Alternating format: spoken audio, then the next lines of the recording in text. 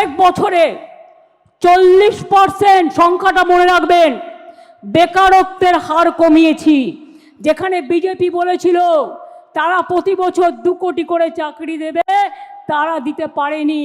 আর আমরা on record বলছি 40% bakery আমরা কমিয়েছি। আপনারা 100 দিনের কাজ বন্ধ করে দিয়ে কি ভেবেছিলেন বাংলা করতে পারে না?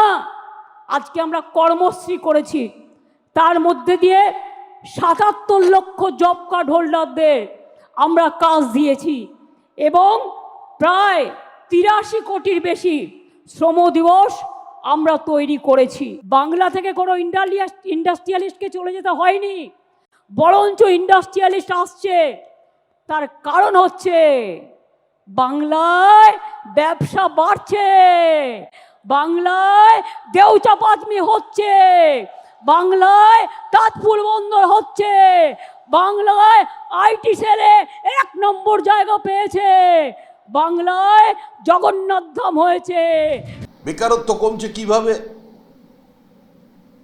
ওই এমএসএমইর যেভাবে সংখ্যা নির্ধারণ করা হয়, চপ শিল্পকে, চায়ের দোকানকে, বিভিন্ন ছোট ছোট বিক্রেতাকেও এমএসএমইর মধ্যে ঢুকিয়ে দেয় ইন্সপেক্টররা, ঠিক একইভাবে সেই পরিসংখ্যান।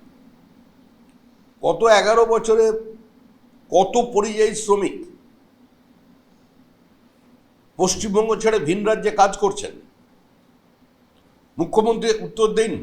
মুখ্যমন্ত্রী আর দেশের প্রধানমন্ত্রী দুটো ব্যর্থ সরকার কম্পিটিশনে লেগেছে। এ বলে আমায় দেখ, ও বলে আমায় দেখ, বলে আমি কত ব্যর্থ, তুমি কত ব্যর্থ।